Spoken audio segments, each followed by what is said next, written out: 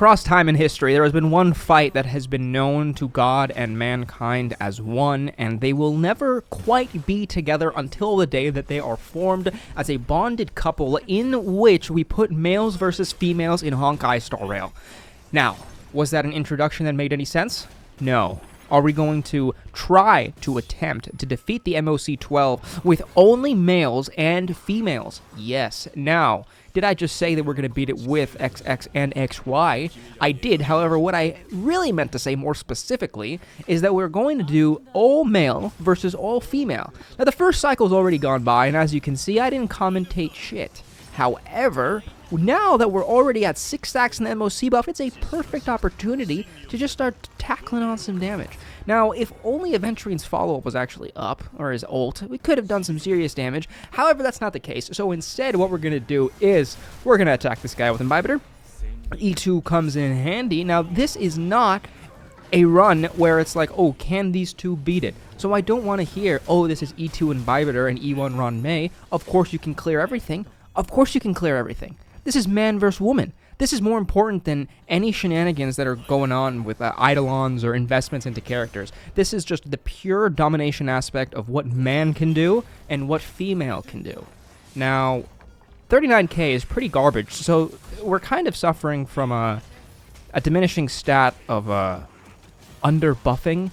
And we cannot buff anybody because the male Harmony character is the only Harmony character that will ever exist, at least for the near future. And if you did not pick the male Harmony character as your MC, then you still will not have a male Harmony character. So, this male versus female team will always be won by the woman. Always. Always. And in life, maybe that's how it works too. I mean, yeah, let's not talk about that too much because it's a jiffy peanut butter.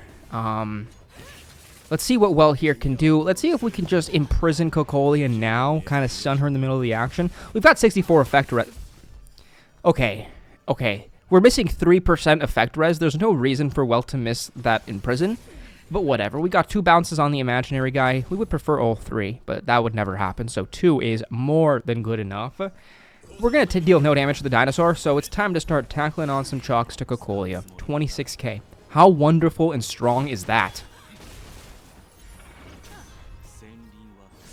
Imbibitor ult. There we go. 100% action advance. The power of the wallet has preceded us. Come on, Aventurine, get some hits. Imbibitor's kind of close to dying. Unfortunately, if you don't run a team with follow-ups, if your goal or your game plan is only to basic with Aventurine, then you're kind of in a rough position.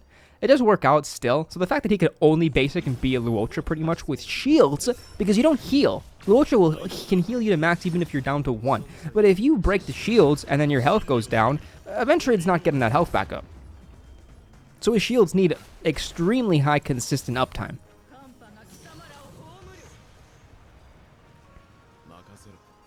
Well, what can you do? We got 6 stacks now.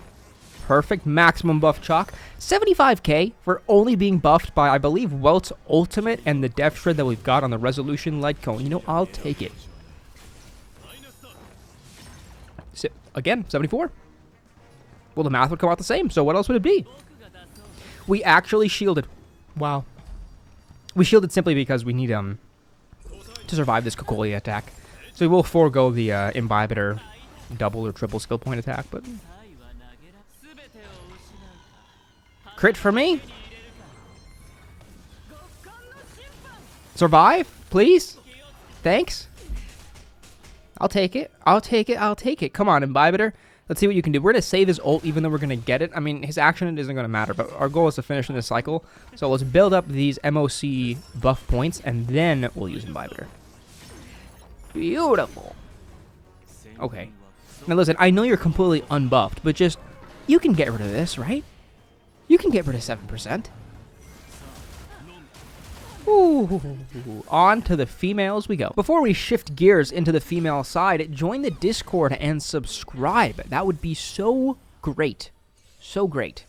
Now, Von Whack on Ron May. Amazing, amazing planar ornament set because you can get your buffs off immediately. Now, we have the res pen. We now have a little bit more energy on Kafka. Ho-Ho and Ranmei as well. Took 65k dot damage from the technique buildup of the Arcana. Not bad, and now applying the Death Shred to the two elites and that little straggler there will heal up because Ho-Ho's next turn is kind of far away. And then there's Kafka. Now, we do have an energy regen Kafka, so she's not going to deal a ton of damage herself, but she's going to trigger Arcana so much more often. I love energy regen Kafka. Who knows, maybe even putting her on Resolution might genuinely be better, because you still get that extra debuff just like her signature Light Cone. If you do not have her signature Light Cone, Resolution might genuinely work better on Kafka than Good Night and Sleep Well. You're going to have to play around with it, but I just don't find Kafka's damage to be that impressive. You know, she's a re-triggerer. She's meant to use her ult and her skill to re-trigger Black Swan. Get a little bit more energy, we'll get Ranmei's ult up the next turn, and adios. If we could deal a little bit more damage, we could clean it up in that cycle. But with Dot, it's not like you can crit, right? So it might have taken some rotation changes. There we go. Unfortunately, we weren't able to build up any extra skill points or energy, but that is the way Dot works. We saved Kafka's ult because we do want to use it right now, right after all the Death Shred and a couple of stacks are applied. Not too many, only 2, but, you know. Now we get the ult up, and then we'll use Kafka's ult. Unfortunately, we don't get the extra energy, so, you know, you could argue either way would be about even. We'll get a little bit more damage now, though. Kafka, please, beat 6 for me. Beat 6, beat 6, beat 6, 8. Thank you very much. Wasted that drop, though. That was pretty sad. Basic, get the ult up. Same situation. In that sense, I actually probably should have just used Kafka's ult because there's no real point in building up an extra 2 stacks of Arcana. 10 energy is probably better than 2 Arcana.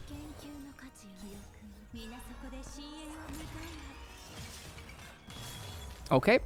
Lucky we can break with Ranmei, so we will take that lucky break. Oh, whoa, whoa. The attack buff will last an extra turn on Black Swan, so there's no problems with using it now. Not that it really increased our damage, though. Ho-Ho will heal us up because even though he's frozen, as you can see, Ranmei is 49 action value away, so he's still going to go before. Oh, actually, I forgot about the Ranmei extension break. So you know what? I guess he didn't go. Still good that we did use Ranmei's Ho-Ho skill. Still very good that we did that. Actually, now I don't know if it was.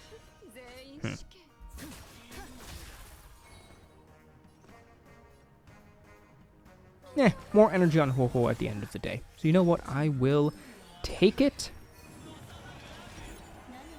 So, we're at 2 stacks. How can we approach this situation in which we can make the dice not drop, ideally? Okay, Black Swan won. This is a great team to go against the dice, by the way, because Kafka and Black Swan are AoE. We did the basic because we're just going to ult anyways, and then hopefully... I mean, not hopefully, it'd be pretty damn unfortunate if we didn't somehow. So we're at 5 now, so what we're going to do is if we attack once more, the dice will drop. So we're going to ult, get Ho-Ho's ult up, we're going to ult with Ho-Ho, get Ranmei's ult up, which will get us 1 skill point, and then we can just skill with Ranmei, and then save that 6th attack to actually deal damage. God, this worked out so beautifully. I almost cried.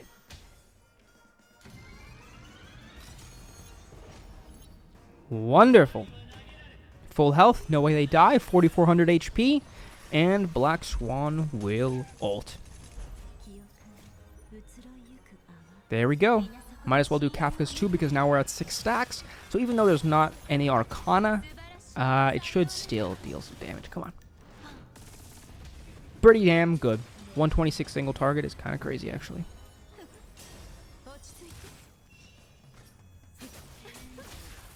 Okay, unfortunately, we're not going to be able to do the same thing we just did, so we're not going to be able to avoid that drop to be on aventurine. Let's basic here, and then we'll skill, obviously, with both Black Swan and Kafka, see if we get lucky, or see if we get unlucky. Come on.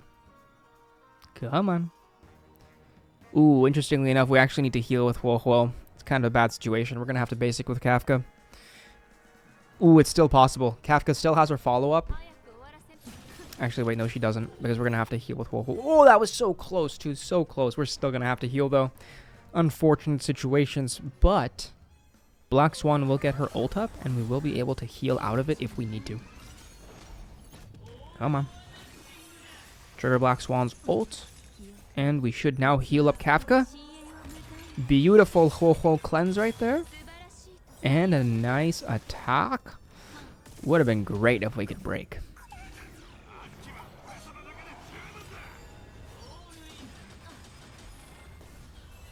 And Kafka's break should finish it up. Ranmei's ult is still active. One break equals death. There it is. Follow up. Killed it a little early too. That is the male versus female run. Imbibitor, slow attack boots. Musketeer, rutilant. Great. Ratio, low crit rate. Misses ton of crits. Gains an extra 4 crit rate though. Wow. Welt, full support set. E5, only lose to Welt. That's what happens to me. More than half of my losses have been to Welt. Aventurine doesn't do much in this team damage-wise. Does sustain very nicely. Fast Black Swan, faster than Kafka. Even with the extra speed we get from our light cone. That's why Kafka's so slow to start. Ranmei, you know? E1. Best E1 in the game. Maybe. You know, Black Swan's E1 is just as good. I'm kind of showcasing the best Eidolons on these teams, you know, because I don't get bad Eidolons. I only get the ones that have the most value. You know, and that's that. So, once again, join the Discord. I already said it. It's a really great idea. And subscribe as well. Thanks for watching.